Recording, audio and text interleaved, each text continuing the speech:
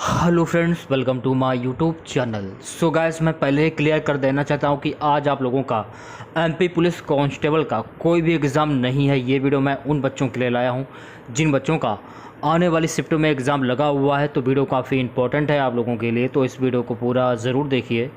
Video अच्छा लगे तो प्लीज़ वीडियो को लाइक और शेयर जरूर करें। और जो भी हमारे नए बच्चे हैं, जिन बच्चों ने चैनल को सब्सक्राइब नहीं किया है, तो प्लीज़ चैनल को सब्सक्राइब करके नोटिफिकेशन बेल ऑन करना ना भूलें। तो चलिए वीडियो को स्टार्ट करते हैं। आज के सेशन में पहला क्वेश्चन, निम्नलिखित में से किस अधिनियम ने केंद्र में द्वैध शासन प्रणाली को स्थापित किया? भारत शासन अधिनियम 1935 अधिनियम ने केंद्र में द्वैध शासन प्रणाली को स्थापित किया। तो भारत शासन अधिनियम 1935 आपका करेक्ट आंसर हो जाएगा, यानी कि ऑप्शन नंबर ए। इस क्वेश्चन से रिलेटेड एक्स्ट्रा फैक्ट जान लीजिए। भारत सरकार अधिनियम 1935 द्वारा केंद्र में द्वैध शासन संघीय न्यायालय की स्थापना की गई थी। इस एक्ट द्वारा राज्य में द्वैध शासन समाप्त कर केंद्र में शुरू की गई। इसके द्वारा संघीय न्यायालय की स्थापना भी हुई। ये भी फैक्ट आपको ध्यान में रखना है। सो गाइस, अगला क्वेश्चन, भारतीय विधान पालिका प्रथम बार द्विसदनीय बनाएगी। तो भारतीय विधान पालिका प्रथम बार द्विसदनीय जो है ये बनाई गई थी 1919 के भारत सरकार अधिनियम द्वारा। तो 1919 के भारत सरकार अधिनियम द्वारा आपका करेक्ट आंसर हो जाएगा, यानी कि ऑप्शन नंबर सी। 1919 के भारत सरकार अधिनियम ने देश में पहली बार द्विसदनीय और प्रत्यक्ष चुनाव की शुरुआत की। ये फैक्ट आपको ध्यान रखना है। इस प्रकार भारतीय विधान परिषद को एक द्विसदनीय विधायिका और प्रतिस्थापित किया गया, जिसमें एक ऊपरी सदन राज्य परिषद और एक निचला सदन विधानसभा शामिल था। ये भी फैक्ट आपको ध्यान में रखना है। नेक्स्ट क्वेश्चन की बात करेंगे। सो गाइस, अगला क्वेश्चन देखिएगा, केंद्र में कौन सा एक्ट द्विसदनीय विधायिका लाया? केंद्र में 1919 एक्ट द्विसदनीय विधायिका लाया। तो 1919 एक्ट आपका करेक्ट आंसर हो जाएगा, यानी कि ऑप्शन नंबर सी। केंद्र में द्विसदनीय विधायिका 1919 एक्ट द्वारा लाया गया था। चौथे क्वेश्चन की बात करेंगे, राष्ट्रपति की अध्यादेश निर्गत करने की शक्ति प्रेरित है। तो राष्ट्रपति की अध्यादेश निर्गत करने की जो शक्ति है ना, भारत सरकार अधिनियम 1935 से प्रेरित है। तो भारत सरकार अधिनियम 1935 आपका करेक्ट आंसर हो जाएगा, यानी कि ऑप्शन बी। भारत सरकार अधिनियम 1935 द्वारा राष्ट्रपति की अध्यादेश निर्गत करने की शक्ति प्रेरित है। यह शक्ति अनुच्छेद 123 भारत सरकार अधिनियम 1935 की धारा 42 से प्रेरित है। इस अधिनियम द्वारा अखिल भारतीय संघ की स्थापना की गई, प्रांतों में द्वैध शासन की समाप्ति हुई तथा केंद्र में द्वैध शासन प्रणाली प्रारंभ हुई। यह भी फैक्ट आपको ध्यान में रखना है। सो गाइस, पांचवा क्वेश्चन देखिएगा। पांचवा क्वेश्चन क्या है कि भारत के संविधान में केंद्र और राज्यों के बीच किया गया शक्तियों का विभाजन इनमें से किसमें उल्लेखित योजना पर आधारित है? तो भारत के संविधान में केंद्र और राज्यों के बीच किया गया शक्तियों का जो विभाजन है ना, भारत सरकार अधिनियम 1935 उल्लेखित योजना पर आधारित। तो भारत सरकार अधिनियम 1935 आपका करेक्ट आंसर, यानी कि ऑप्शन सी। भारत के संविधान में केंद्र और राज्यों के बीच किया गया शक्तियों का विभाजन भारत सरकार अधिनियम 1935 पर आधारित है। यह आपको ध्यान में रखना है। सो गाइस, अगला क्वेश्चन देखिएगा, भोपाल को मध्य प्रदेश की राजधानी कब बनाया गया? तो भोपाल को मध्य प्रदेश की जो राजधानी है ना, वर्ष 1956 में बनाया गया। तो वर्ष 1956 आपका करेक्ट आंसर हो जाएगा, यानी कि ऑप्शन नंबर ए। 1956 में भोपाल मध्य प्रदेश की राजधानी बनी। ये फैक्ट आपको ध्यान रखना है। 26 जनवरी 1972 को मध्य प्रदेश सरकार ने घोषणा की कि भोपाल को एक अलग जिला बनाया जाएगा। ये भी फैक्ट आपको ध्यान रखना है। भोपाल नाम लोकप्रिय रूप से भोजपाल या भोज के बांध से लिया गया है। ये भी आपको ध्यान रखना है। देखिए, भोज का बांध महान बांध है जो अब भोपाल शहर की झीलों को धारण करता है, और कहा जाता है कि इसे धार के परमार शासक राजा भोज के मंत्री ने बनाया था। ये भी आपको ध्यान में रखना है। सातवां क्वेश्चन है गाइस कि झलकारी बाई किसकी अग्रचिका थी? तो हम बात कर रहे हैं झलकारी बाई की। तो झलकारी बाई जो है ना, ये रानी लक्ष्मीबाई की अग्रचिका थी, तो रानी लक्ष्मीबाई आपका करेक्ट आंसर हो जाएगा, यानी कि option number A. So guys 8वां क्वेश्चन देखिएगा। 8वां क्वेश्चन है कि आला उदल किस राजा के सेनापति थे? तो देखिए आला उदल जो है ना, ये परिमाल देव राजा के सेनापति, तो परिमाल देव आपका करेक्ट आंसर हो जाएगा, यानी कि ऑप्शन नंबर डी। मोवा के राजा परिमाल देव के सेनापति आला और उदल उस वक्त तक अजय योद्धा थे। 9वां क्वेश्चन देखेगा, भीमबेटका को विश्व विरासत सूची में कब शामिल किया गया? तो भीमबेटका को विश्व विरासत सूची में ना वर्ष 2003 में शामिल किया गया, तो वर्ष 2003 आपका करेक्ट आंसर हो जाएगा, यानी कि option number B. Madhya Pradesh राज्य के रायसेन जिले में स्थित विश्व धरोहर स्थल भीमबेटका अपने प्रातिहासिक शैल आश्रयों के लिए जाना जाता है। ये फैक्ट आपको ध्यान में रखना है। यह एक यूनेस्को विश्व धरोहर स्थल है जिसमें 7 पहाड़ियाँ और 10 किलोमीटर से अधिक लंबी हैं। इसे वर्ष 2003 में नामित किया गया था। ये भी फैक्ट आपको ध्यान रखना है।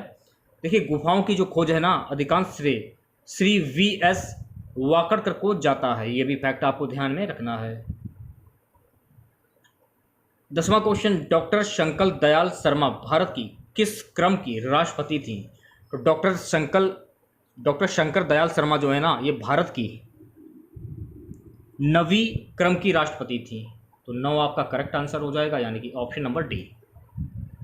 बात करेंगे शंकर दयाल शर्मा की, तो शंकर दयाल शर्मा जो है ना, ये भारत के 9वें राष्ट्रपति। इनका शासनकाल 1992 से 1997 के बीच में था।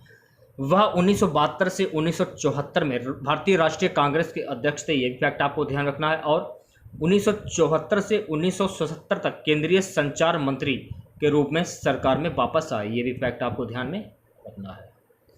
सो गाइस 11वां क्वेश्चन देखेगा, शहादत खां 1857 की क्रांति में कहाँ से नेतृत्व किया था? तो देखिए शहादत खां ने 1857 की क्रांति में जो है ना, इंदौर से नेतृत्व किया था, तो इंदौर आपका करेक्ट आंसर हो जाएगा, यानी कि ऑप्शन नंबर ए।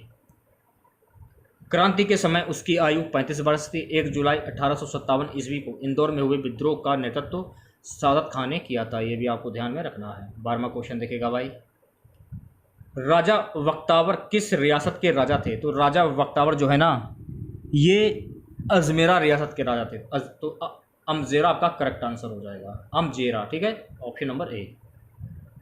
खेतड़ी रियासत के 5वें राजा बख्तावर सिंह का जो जन्म है ना 1790 में हुआ था। उन्होंने खेतड़ी रियासत पर 1826 से 1829 तक राज्य किया। ये भी आपको ध्यान में रखना है। अगला क्वेश्चन देखिएगा, भोपाल राज्य के संस्थापक कौन थे? सो गाइस भोपाल राज्य के संस्थापक थे दोस्त मोहम्मद खां।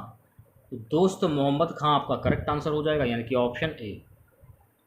बात करेंगे भोपाल राज्य की स्थापना। देखिए भोपाल राज्य की स्थापना जो है ना 1724 में अफगान सरदार दोस्त मोहम्मद खान ने की थी, जो कि मंगलगढ़ में तैनात मुगल सेना में एक कमांडर था, जो कि भोपाल के आधुनिक शहर के उत्तर में स्थित है। मुगल साम्राज्य के विघटन का लाभ उठाते हुए उन्होंने मंगलगढ़ और विरसिया अब भोपाल जिले की एक तहसील की शुरुआत की। यह भी आपको ध्यान में रखना है। 14वां क्वेश्चन देखिएगा गाइस, 31 जनवरी 2023 को राष्ट्रीय महिला आयोग द्वारा कौन सा स्थापना दिवस मनाया गया है?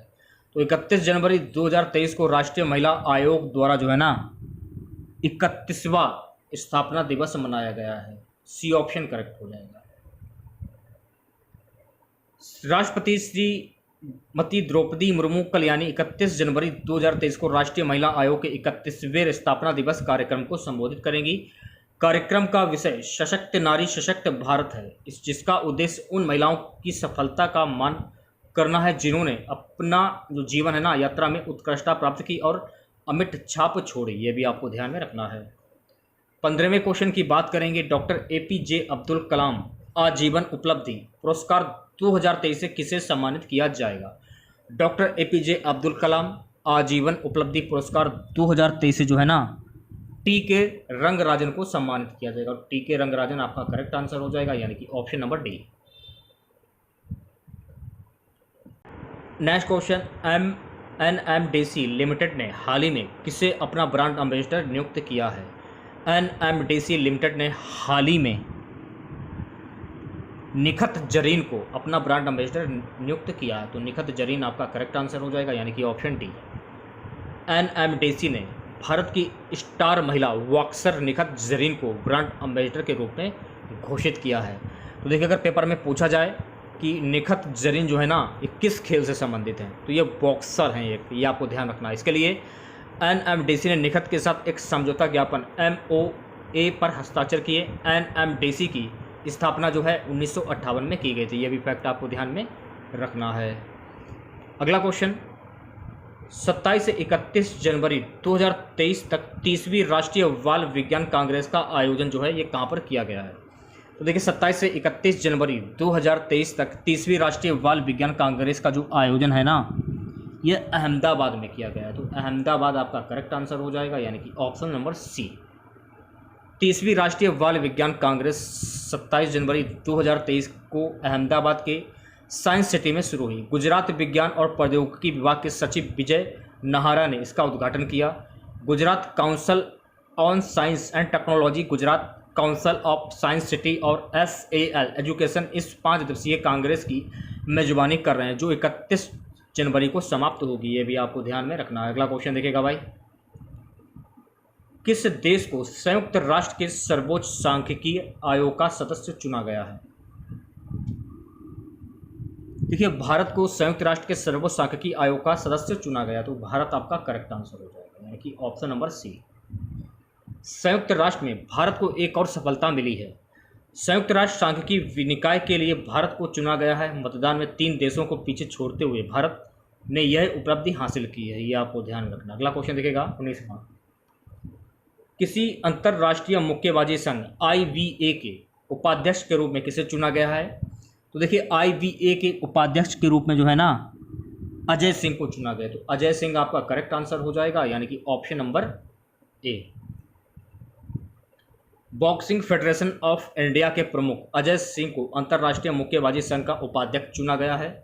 वे IBA के तीसरे उपाध्यक्ष बने हैं और 2026 तक वे यूक्रेन के व्लोडिमिर प्रोडविश और सर्बिया के अब्दुलमुतालिस अबकारोव के साथ इस पद पर बने रहेंगे, ये भी आपको ध्यान में रखना है। अगला क्वेश्चन देखिएगा, बाघ की गुफाओं में चौथी गुफा का संबंध है। तो बाघ की गुफाओं में चौथी गुफा का संबंध है रंग महल से। तो रंग महल आपका करेक्ट आंसर हो जाएगा, यानी कि ऑप्शन नंबर डी। अगला क्वेश्चन देखिएगा, शिलाहारा की गुफाएं मध्य प्रदेश में कहाँ पर स्थित है? तो शिलाहारा की जो गुफाएं हैं ना, ये मध्य प्रदेश के अनूपपुर में स्थित है। तो अनूपपुर आपका करेक्ट आंसर हो जाएगा, यानी कि ऑप्शन नंबर डी। बात करेंगे शिलाहारा गुफाओं की, तो शिलाहारा गुफाएं मध्य प्रदेश के अनूपपुर शहर में स्थित हैं। 3 गुफाओं में शिलालेख हैं, जिनमें से कुछ शैल वर्णों में और शेष ब्राह्मी में लिखे गए, ये भी आपको ध्यान रखना है। हालांकि इन गुफाओं पर शिलालेख पहली शताब्दी ईस्वी सन के हैं, वे प्रसिद्ध नहीं हैं और इस प्रकार मध्य प्रदेश पर्यटन के दर्शनीय स्थलों की सूची में नहीं है, ये भी आपको ध्यान में रखना है।